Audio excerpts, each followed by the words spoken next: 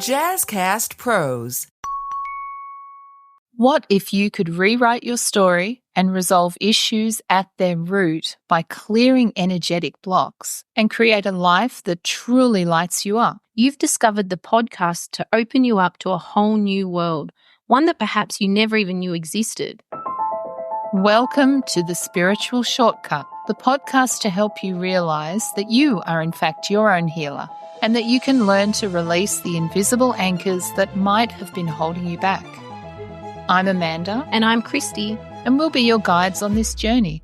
For over 2 decades collectively, and honestly, probably quite a few lifetimes, we've used our deep intuitive connection and shamanic practices to help people just like you.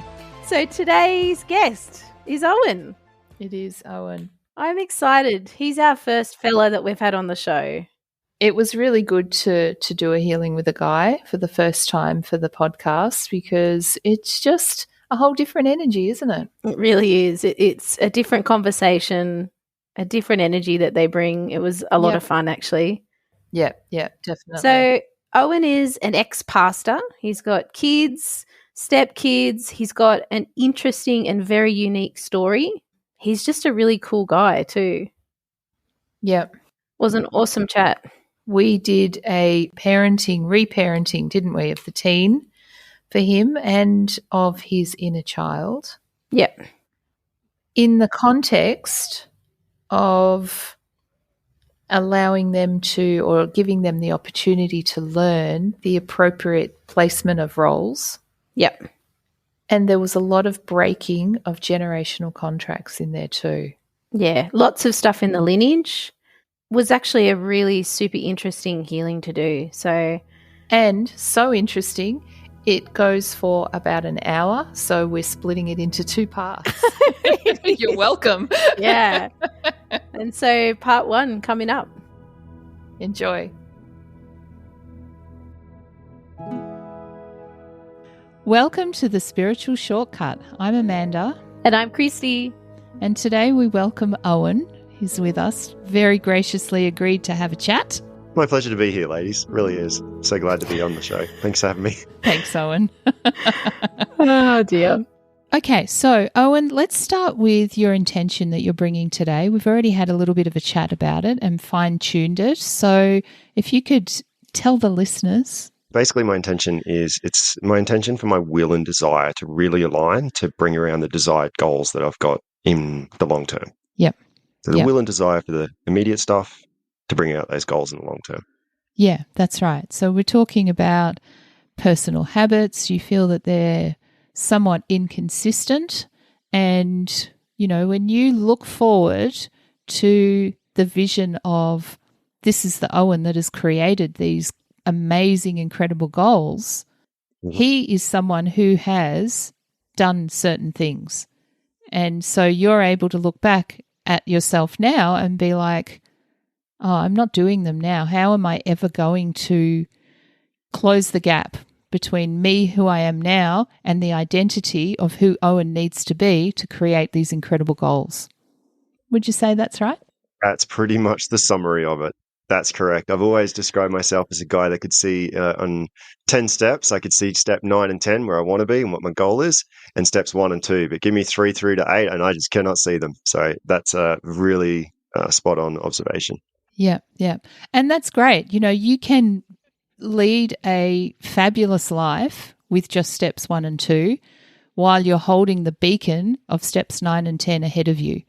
And they're glowing in the future and you're like, yes, I'm still aligned to that. That is my beautiful goal. That is my beautiful future. And I want it. I feel it in my heart. It is my desire. So, that's okay because 3 to 7 and 8 are often just going to appear as they need to because 3 and 4 become 1 and 2 as you take those first 2 steps anyway. So, yeah, you only need to see 1 and 2 so long as you keep taking them. No, that's good. I like that. Why would anyone want to get out of bed if all they're doing every day is fighting their demons? Yeah, I've been in the depth of that before. It's an exhausting period of time. It sure is, yeah. Yeah, there is nothing else that consumes you when the shadow really comes to the surface and you've really got to face it. It is, figuratively, it is going into hell and battling them. So, yeah, I understand that. It is Very draining. Yeah. So all this talking of boxes and I'm sitting here locked in one. That's how you're feeling, is it? Yeah. So Yeah. as we've pulled cards and unpacked everything, what the guides are showing me is your inner child, and he is not happy. He is sweating. He is hot. He is exhausted. He is in this tiny little container, to continue the box analogy here. And he has tried every which way to get out. He's kind of dug away at the corners, and he can feel a bit of movement in those corners and edges. But if I step back from it, there's another box around it, another box around it, another box around it. And then when we get to the edge of these boxes, which are showing up as past life energy, I have got so much movement. Like, I'm talking busy, people everywhere, everyone wanting to talk and communicate and all this stuff going on, that it's just like there's no way to connect through those barriers that have been put up. So is there any of that you can kind of resonate with, Owen? And I definitely can understand with the idea that there is parts of me that's boxed away. And as a kid growing up, the eldest grandchild, working in my parents' business, there were elements in which I certainly, the young kid. It's interesting. We talked a little bit before about the inner teen. So there's kind of like the inner child had all the fun. Things were quite stable, but then the inner teen period was when he was stuck into a box and didn't live a healthy teenage life. And often I do feel like putting that one in the box. How to bring out the inner teen is a very different thing to an inner child. When you've got 4 kids in your house that are all young, the inner child can come out and play on the trampoline. The inner teen's a very different one, because the inner teen, mostly he was drinking and partying. So how does that relate to now? It's not quite where my values lie in the same way. And then that noise that you talk about, it gets busy in my brain. Yeah, even as you're talking to me, I have got people standing all around me going, talk to me, listen to me, I've got something to tell you, blah, blah, blah. And then as I get right to the root of it, like right to the crux of it, that's not even your little boy in that box. It's actually your teen, and there's been an invert on the energy there. So it's like there's been a swap over, which is really interesting for us because we have not come across that before. I feel like part of that is that they've been locked in the box by accident along with what you've wanted to lock in the box. And it's like, God, that's got to get in there, crush it down, squish it down, lock it in, get rid of it. We've got to throw that over. It's going on the shelf. It's going in the deep, dark recesses of my dark memory that I never want to open again. Oh, oops, something good went in there too. Oh, well, bad luck. I'm not opening the box for anything. I'll distract myself and come over here. Yeah. Yeah, it's fascinating that you say that. I'm very familiar with how, like, dissociating and memories and storing things away and the impact that can have on the psyche. It is always balanced when you're putting a part of yourself away, taking it out of the light, so to speak. It doesn't go away. There's a whole energy there that you can't pick and choose little bits of it. If you put it away, then the whole lot almost goes with it. Yeah. And if I go in again deeper, it's like this self-sabotage kind of program running in there, because it's like I'm going to fight to get out, but hang on, I know that once I'm out of here, I can't be contained. So then there's fear there as well. So it's like I may as well just stay here. Oh no, I want to get out. So it's like this round and round kind of thought process. Oh, no, that's a very good assessment. Dissociation can easily cause that too, because you have this subconscious feelings, like the guilt or the shame, and you're like, oh, why do I feel bad again? What did I do? Oh, I didn't do anything. Oh, that's okay. Oh, that's right. And the conscious mind kicks in and says, no, it's okay. You chose to do this thing, for example, leaving the church, say, I put this to one side. That's okay. Oh, okay. So I can relax. Oh, no, I can't relax. No, this is scary. And the subconscious kicks in again. No, there's no relaxing. You're bad. You've done this thing. Everybody hates you for it, or someone hates you for it. Maybe no one, but just one person. I don't know. But whatever it is, I'll do it. I'll hate myself for it. So it's that kind of constant fighting, relaxing, fighting, that hypervigilance. It's my own self and my own thoughts. I don't really have anyone anymore in my life that speaks negativity of me. They're all kind of out now. I'm always open to positive criticism, but if it's not a discussion, it's always just criticism. That's a very different energy to be put to the side. But yeah, the internal thoughts that I can have of like that one day going, okay, tomorrow I will be doing this, this, and this, and we're planning that and thinking that. And it's like, oh, tomorrow might be the day that I'll start doing whatever it is, more exercise, more time with the kids, whatever it is. Then at the end of the day, the next day, well, the one that's the guilt and the shame's coming from is me for that. So yeah, certainly the cycle is there. And yeah, tying into dissociation, that's exactly what drives dissociative behaviors. Plenty of self-judgment going on. Yep. Raise the rudders! Raise the sails! Raise the sails! Captain, an unidentified ship is approaching. Over. Roger. Wait, is that an enterprise sales solution? Reach sales professionals, not professional sailors. With LinkedIn ads, you can target the right people by industry, job title, and more. We'll even give you a $100 credit on your next campaign. Get started today at linkedin.com/results. Terms and conditions apply. So what I'll get you to do is imagine yourself in a really beautiful place that you love to go, or maybe that you imagine you would love to go, that you feel very, very safe. For me, there's a particular type of beach that I have visited years and years ago where there are these incredibly tangled trees, and I can climb one of them and be completely hidden from anybody walking around in the area. So you might have something completely different, but it's anything that springs to mind. And what I invite you to do is to really feel yourself in this space. So have a look around. Imagine the sounds that you hear. There might be some certain smells of plants or trees, or maybe if you're at the ocean, you can smell the seawater. And how are you feeling? What's the temperature of the air? What are you sitting on? Are you comfortable, or are you like me, up a tree? Notice colours, how bright they are. Notice movement of the area around you.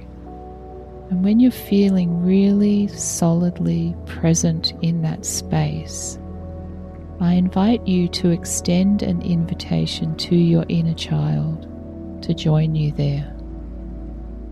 You know the space, so you can assure him that this is a safe space for both of you. Is he there with you now? Okay, great. So start by having a little bit of a conversation with him. Ask him how he's feeling, what he's thinking, what he thinks of your cool space, whether he might need something different in the space. Does he want anything? Does he want to make any changes? No, he's pretty comfortable there. Awesome. Okay, that's good. Oh, and is there anyone else around? I'm in the house and there are people. Just check in, because when I feel into him, he can see stuff behind you, and I get the sense that he's freaking out a little bit. So maybe just check in with him and I'm not sure where you are at the moment, but is there any way you can kind of sit in front of him or maneuver yourself around to give you guys a bit more privacy where you are? Yeah. Awesome. That feels heaps better. Okay, great. Thanks. So what is there that he wants to speak to you about? I think that there's the element in which he hasn't felt comfortable just to come and talk and have needs addressed. Like it's just kind of like I feel like an absent dad with a son that I haven't spoken to in a while. Yeah, it's that being seen and being heard's coming through really strongly. From what I can see, he's incredibly intuitive and he's very open visually. And he's like, I've been trying to talk to you and tell you about all this stuff that I can see going on. And he's like, you're not listening. You're not listening. I can kind of feel him getting a little bit frustrated and annoyed. It's definitely how I felt as a child in various ways. Yeah. Okay, great. So what we want to start doing here is giving him that space and assuring him that that's changed now and that he has got a listening, willing ear for what he wants to talk to you about.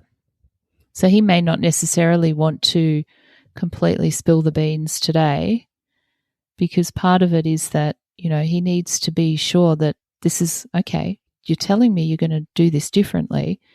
How do I know that's actually going to be the case? So, you know, part of your integration after today may well be to sit with him. So, you know, it's a great form of meditation actually to speak with your inner child and sit and listen and just, you know, you're really listening to your inner secrets and your inner truth. So it can be a beautiful process for you to go through on a daily basis. This is also really embedded in the lineage. I'm getting very strongly that it's come straight down that masculine side. And like when it's hit you like a ton of bricks, because they're like, oh, well, you can do it now.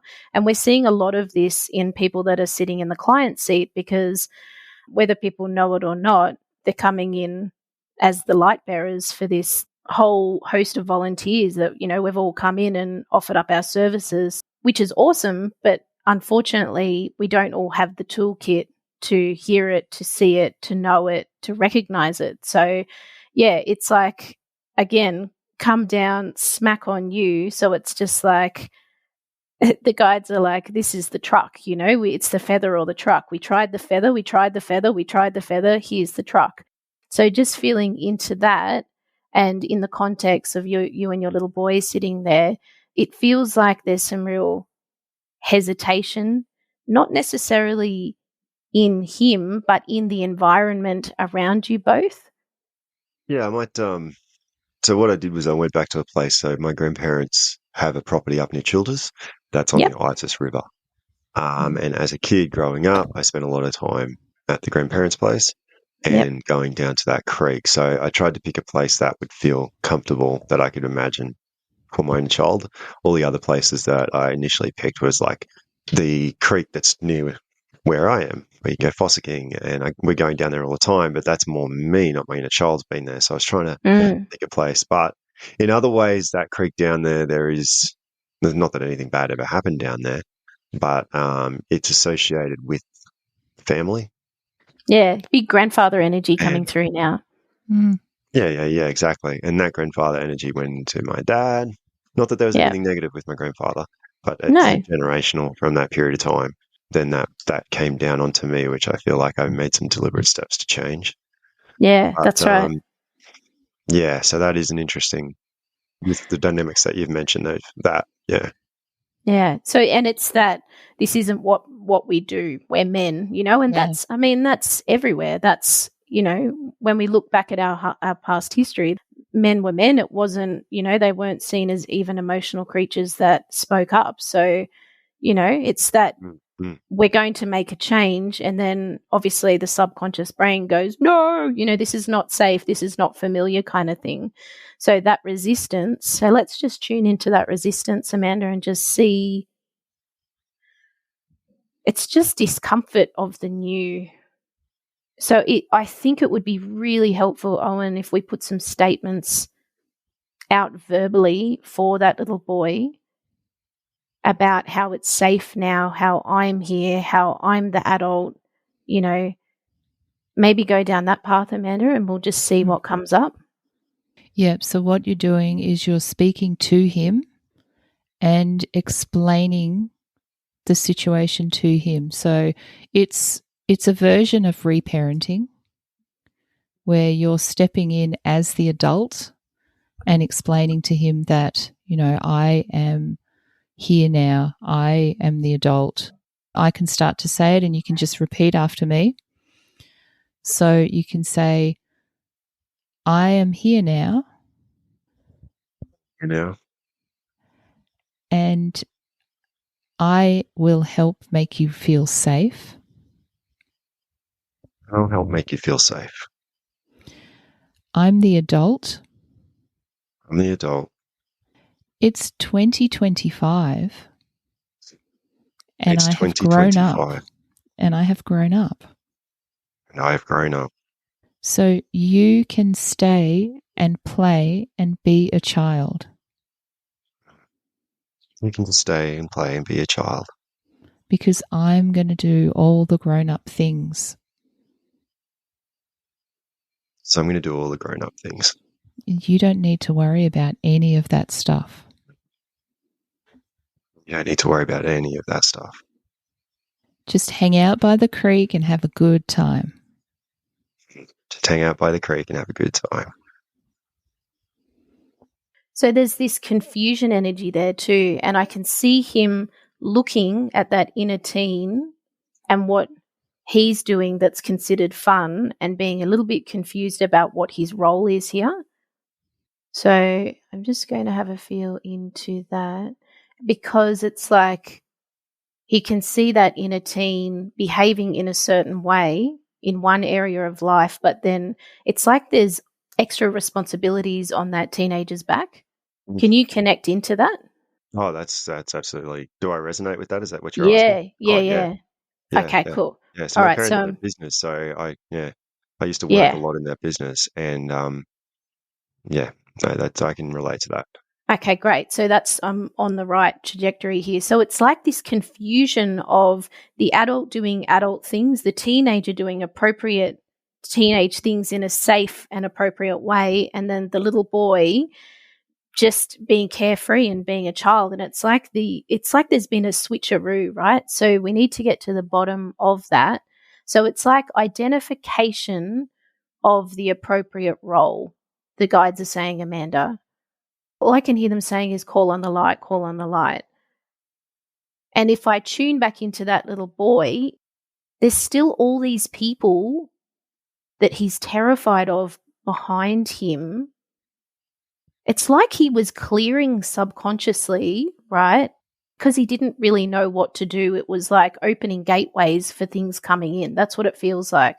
So there's like all these extra people being really busy all around him.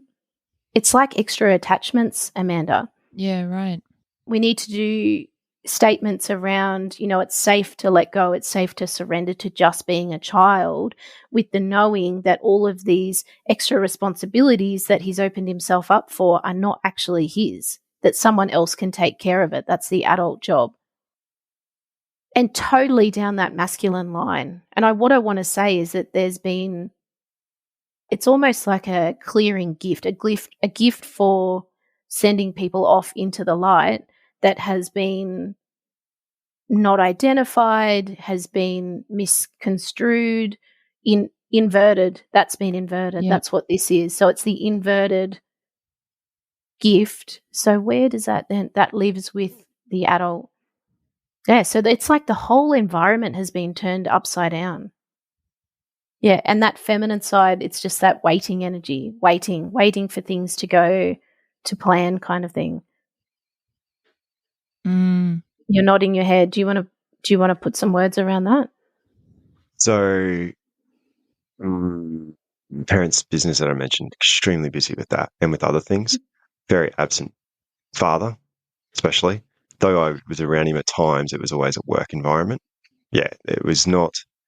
At a young age, I was working in the store, and almost if we say even in early preteens, none of that was necessarily a bad thing in participating and doing things and learning how to work and all of that. But it was the context emotionally, that absentness. Then the teenager kicked in, and by the time I was a teenager, because I'd been there so long, I was a senior on the shifts kind of thing.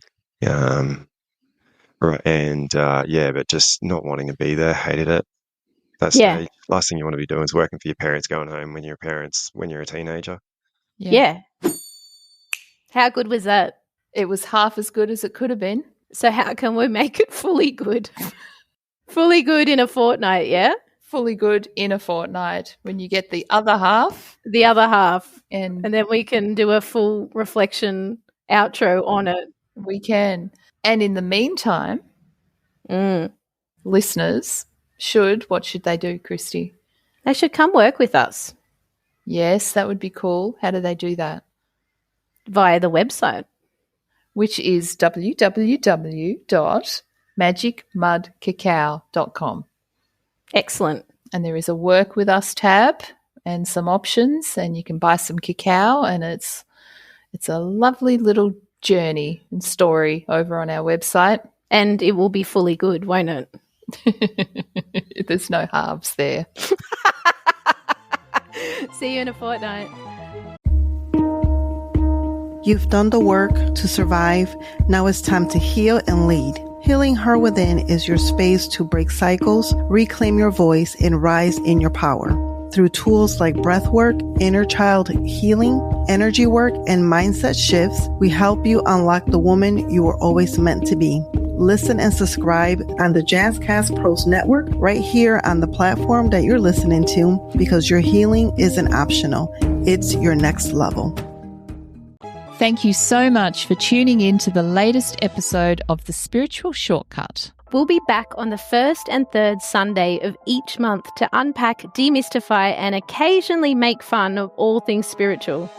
Starting with ourselves. Of course. Don't forget, those life blocks you've been tripping over are just poorly disguised stepping stones. We'll support you to laugh, leap, and maybe even do a little victory dance over them. See you soon.